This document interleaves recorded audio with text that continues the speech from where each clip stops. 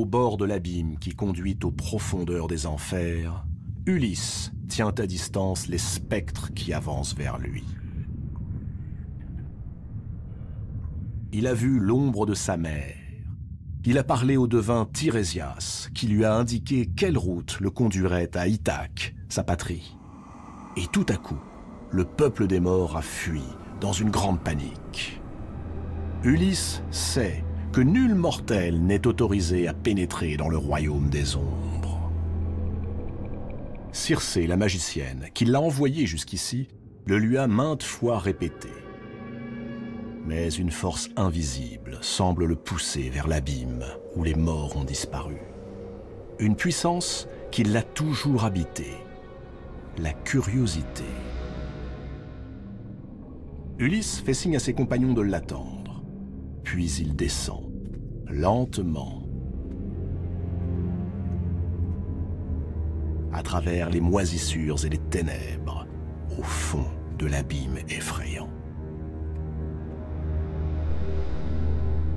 Soudain, un homme lui fait face. Il le reconnaît aussitôt.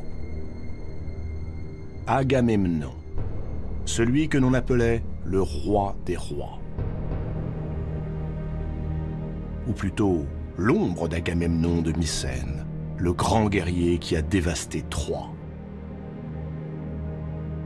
Ulysse a combattu à ses côtés pendant près de 10 ans. Ainsi donc, Agamemnon a péri à son tour.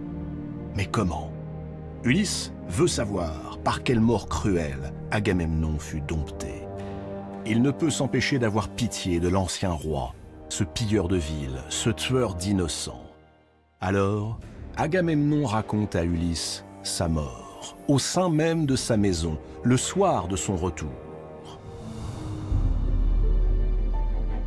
Comment sa propre épouse, Clytemnestre, remariée en secret à son cousin Égiste, l'a assassiné lâchement, lui, le roi, ainsi que tous ses compagnons.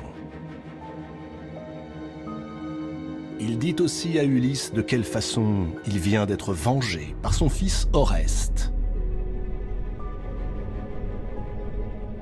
Oreste, fils d'Agamemnon, a aujourd'hui le même âge que Télémaque, fils d'Ulysse. L'âge de venger son père. Et Oreste a tué de ses mains le couple maudit, sa propre mère et son beau-père. Mais ce crime de sang, Zeus ne l'a point pardonné. Et Oreste est désormais harcelé par les terribles Érynies, ces furies redoutables, à la tête de chiens et à la chevelure de serpents, poursuivent leurs victimes de leurs aboiements, de leurs sifflements et de leurs fouets sans relâche. Jusqu'à ce que, en proie à la démence, elles trouvent une mort horrible.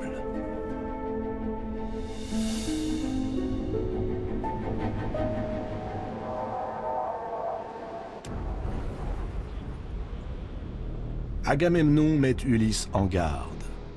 Quand il rentrera chez lui, à Ithaque, qu'il n'apparaisse surtout pas au grand jour, qu'il se cache ou se déguise, sinon il connaîtra le même sort que le roi des rois.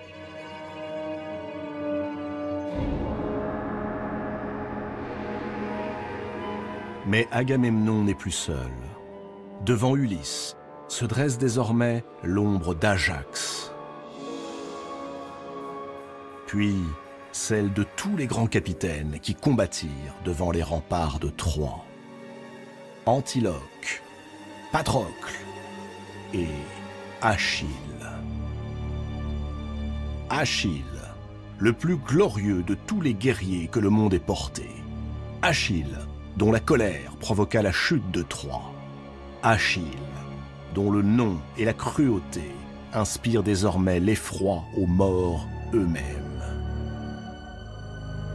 Mais la force et la vigueur qui animaient autrefois le grand guerrier ont disparu. Celui que les Grecs honoraient comme un dieu n'est plus qu'un spectre qui s'adresse à Ulysse comme un pauvre fou. Comment a-t-il osé se rendre dans la prison d'Hadès, où demeurent les morts, privés de tout?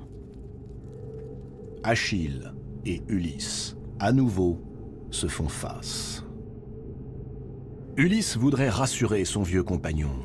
Sur Terre, nul n'a oublié son courage, et ses exploits seront chantés pour l'éternité. Son nom restera à jamais dans la mémoire des hommes. Et même ici, sous terre, il continue d'inspirer crainte et respect. Qu'il ne regrette rien, pas même la vie, car de tous les hommes, Achille est et restera le plus célèbre. Achille repousse les louanges d'Ulysse avec tristesse. Inutile d'adoucir la mort, Ulysse n'en connaît rien. Achille, maintenant qu'il est sous terre, pèse le poids terrible du choix qui s'offrait à lui. Vivre longtemps et heureux, mais finir par être oublié, ou mourir jeune et conquérir la gloire pour l'éternité. Et il a choisi la mort en pleine jeunesse, qui lui ouvre les portes de la célébrité.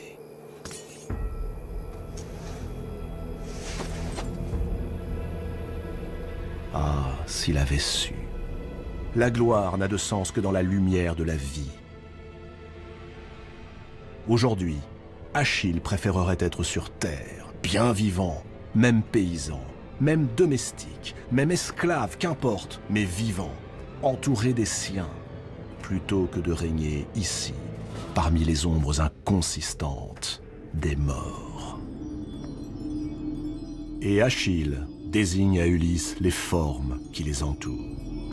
Il y a là tous les morts glorieux du passé, ceux qui périrent pendant la guerre de Troie, mais aussi les grands rois de jadis. Minos, qui fut roi de Crète. Orion, dont on dit aujourd'hui encore qu'il fut le plus bel homme du monde. Sisyphe, en proie à ses éternels tourments. Oedipe, le roi devenu mendiant, et qui préféra se crever les yeux pour se punir de ses crimes involontaires. Et tant d'autres. Tristes et immobiles, toutes ces âmes mortes gémissent et ressassent leur peine. Non, Achille ne souhaite à personne cette gloire qui, certes, survit dans les mémoires, mais le plonge dans le néant sans jamais avoir connu le bonheur d'être aimé. Ulysse, à contre-cœur, s'arrache à ce spectacle qui pourtant le fascine. Il est temps de regagner son bateau, avant que Perséphone et Hadès ne jettent contre lui quelques créatures infernales qui l'entraîneraient au plus profond de l'oubli.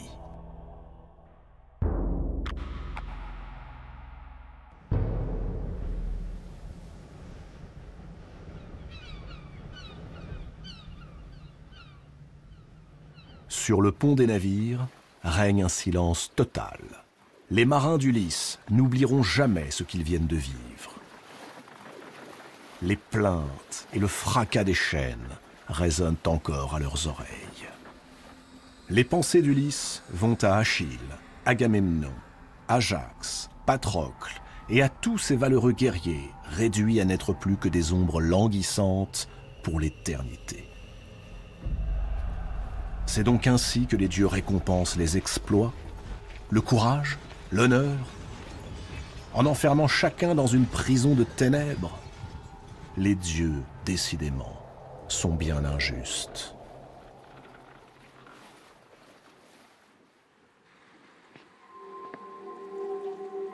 Euryloque arrache Ulysse à sa méditation. Le vent est tombé, la mer est d'huile, sous un soleil de plomb.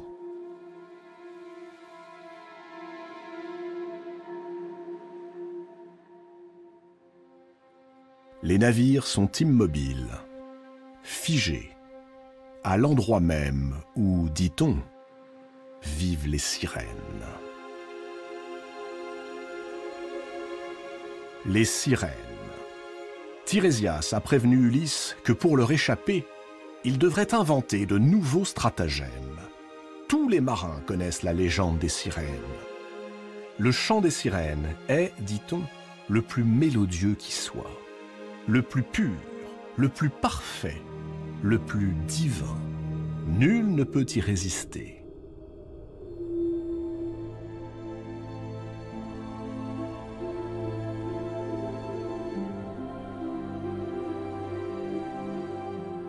Les sirènes prennent tour à tour l'apparence de femmes oiseaux ou de femmes poissons. Leur buste est celui d'une déesse à la beauté éclatante. Il surmonte une unique et scintillante nageoire, ou bien des ailes aux couleurs chatoyantes qui leur permettent de voler. Leur mélodie inspire l'amour et le désir à ceux qui les entendent, et quiconque prête l'oreille se jette aussitôt à l'eau pour les rejoindre. Alors, ces jeunes femmes à la beauté indépassable montrent leur véritable visage. Elles se métamorphosent en créatures hideuses, effroyables, aux crocs acérés et aux yeux de flamme.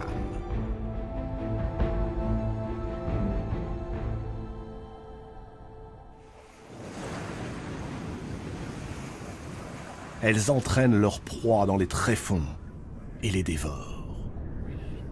Au fond des abysses se trouve le palais de ces sorcières au visage de fées. Il est composé des ossements sans sépulture des infortunés marins séduits par le chant des sirènes. Ulysse a une raison supplémentaire de redouter ces créatures. Elles obéissent au dieu Poséidon.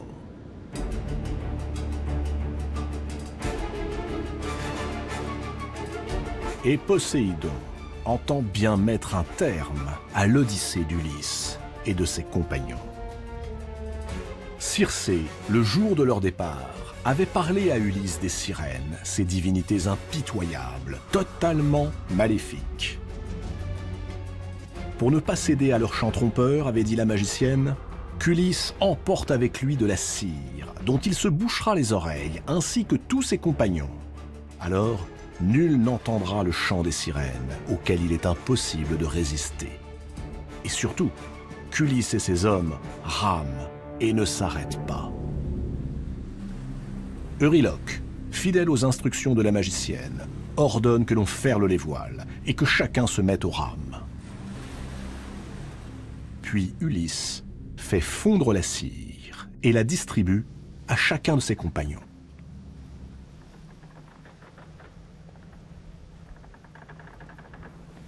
Mais quand vient son tour, il refuse de se boucher les oreilles. Ce chant mystérieux dont tout le monde parle, le chant des sirènes, il veut l'entendre. Il veut savoir par quels mots et par quelle mélodie les sirènes font perdre la tête aux plus impassibles des mortels.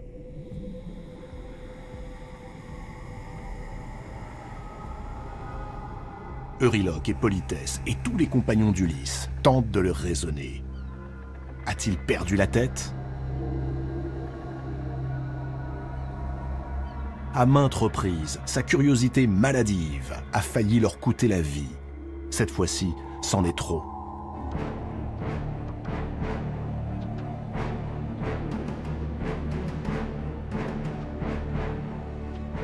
Mais Ulysse a un plan qu'il détaille à tout l'équipage. Qu'on l'attache solidement au mât de son navire et que chacun se bouche les oreilles avec la cire fondue. S'il demande à ses hommes de le délivrer de ses liens, ils le liront sur ses lèvres. Alors qu'il resserre encore plus les cordes, qu'ils ignorent tout ce qu'il pourra leur dire. C'est aussitôt fait. À cet instant, des flots s'élève un chant merveilleux.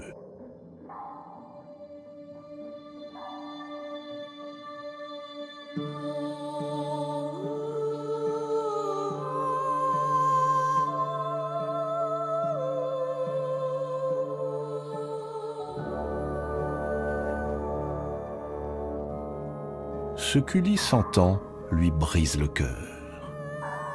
Les sirènes chantent les souffrances vécues devant les murailles de Troie.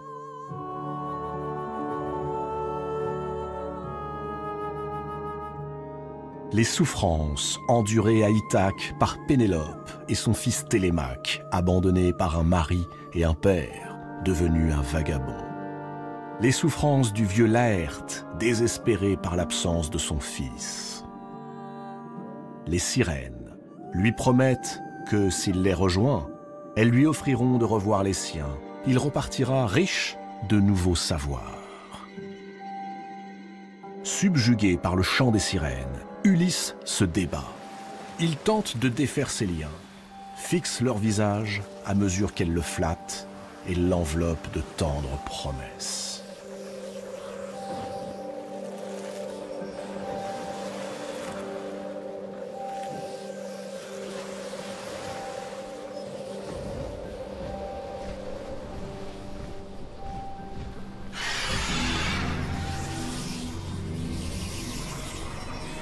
Ulysse supplie ses hommes, les menace. Mais sur le pont du navire, nul ne l'entend. Ainsi qu'il l'avait commandé, tous les marins se sont bouchés les oreilles et rament en cadence, insensibles au chant des sirènes, comme aux cris de leur roi. Euryloque ordonne qu'on redouble l'emprise des liens d'Ulysse, jusqu'au sang s'il le faut. Tandis que les rames frappent la mer avec plus de force que jamais. Voguer au plus vite, filer comme l'épervier, avait recommandé Circé, la magicienne. À mesure qu'ils s'éloignent du rocher des sirènes, les chants s'atténuent. On entend les derniers cris des sirènes qui voient leur proie leur échapper. Puis, lentement, le silence revient. Mais à peine ont-ils doublé l'île des sirènes que des vapeurs recouvrent la mer. Des tourbillons se forment tout autour des coques. Les vents, à nouveau, se lèvent. Poséidon, furieux qu'Ulysse ait échappé aux sirènes, provoque les courants qui entraînent les navires vers deux roches en surplomb. La première est fatale au navire. La seconde, aucun des vaisseaux qui l'atteignit jamais n'en réchappa. Ce sont Charybde et Scylla. Ces deux rochers monumentaux sont en vérité des monstres terrifiants.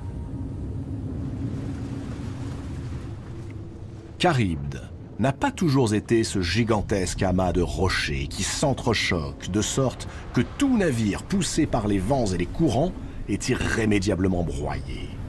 Autrefois, Charybde fut une déesse.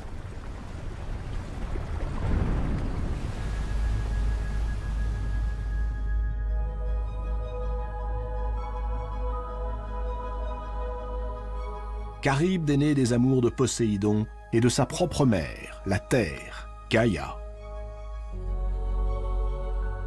C'était une jeune fille ni plus jolie ni plus laide qu'une autre. Mais un jour, sans que l'on sache pourquoi, elle s'est mise à dévorer tous ceux qui passaient près d'elle. Animaux, enfants, hommes, femmes. Rien ni personne ne trouvait grâce à ses yeux. Zeus, exaspéré par son comportement, décida de la châtier. Il abattit sur elle sa foudre et la précipita dans la mer, où elle devint ce qu'elle est aujourd'hui.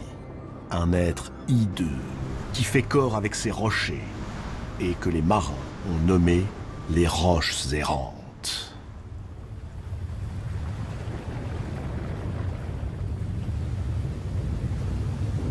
Trois fois par jour, les roches errantes de Charybde absorbent des quantités incroyables d'eau, attirant tout ce qui flotte, poissons ou navires. Même les oiseaux évitent de voler au-dessus d'elles. Lorsque les forts courants les entraînent vers ces rochers qui menacent de les fracasser, les timoniers tentent par tous les moyens de dévier la trajectoire de leur navire. Mais s'ils y parviennent, par miracle ou grâce à leur grande habileté, c'est pour se retrouver entre les griffes d'un péril plus terrible encore et qu'il n'avait pu voir ni anticiper, Scylla. Scylla vit elle aussi sur un rocher, à quelques encablures de Charybde. On ne peut la voir car elle jaillit des flots uniquement lorsque les navires passent à sa portée.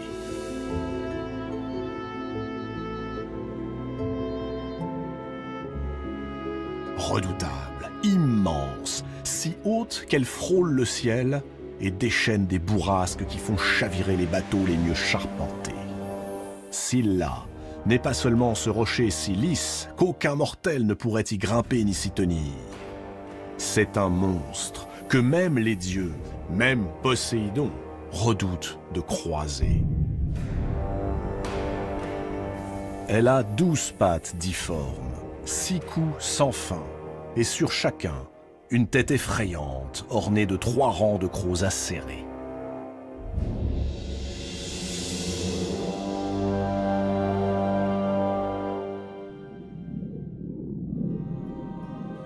Jadis, Scylla, comme Charybde, était une femme, une nymphe dont la grande beauté allait bientôt causer la perte. Elle croisa un jour la route de Glaucos. Glaucos était un pêcheur très laid, difforme, par le plus grand des hasards, ou bien parce que Poséidon le lui permit. Il avait mangé une herbe qui avait fait de lui un immortel. Lorsqu'il vit la jolie nymphe, Glaucos en tomba éperdument amoureux.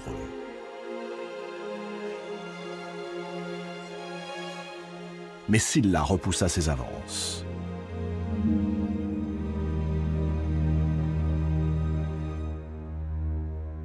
Alors, Glaucos demanda à Circé, dont il connaissait les pouvoirs de magicienne, de lui préparer un philtre d'amour. Hélas, le cœur de Circé battait ardemment pour Glaucos. Et la jalousie lui dicta de commettre un acte irrémédiable. Au lieu du philtre, Circé donna à Glaucos un poison. Et l'infortuné, croyant bien faire, versa la potion fatale dans la fontaine où Scylla avait l'habitude de se baigner. Victime de sa rivale, la nymphe se transforma en cette chose abominable qui désormais hante la mer.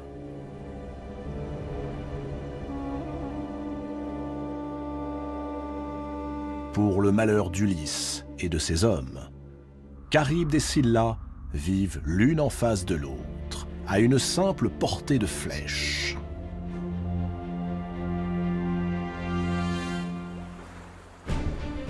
Devant Charybde, qui vomit l'océan et semble aspirer vers elle les navires, Euryloque ordonne aux marins de virer de bord et de passer à droite du gouffre. Mais Ulysse sait que Scylla sortira aussitôt des flots et les taillera en pièces.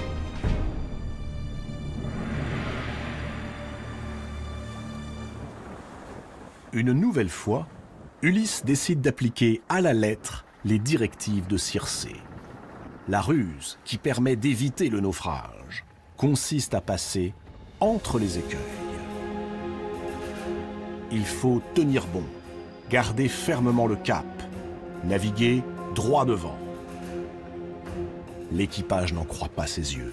Ulysse est suicidaire.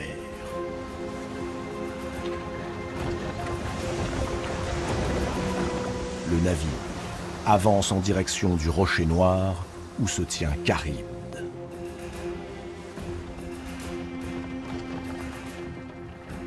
On peut la voir clairement, l'horrible créature, en train d'engloutir avec avidité l'eau de la mer, la vomir et siphonner les flots. Et elle recommence encore et encore.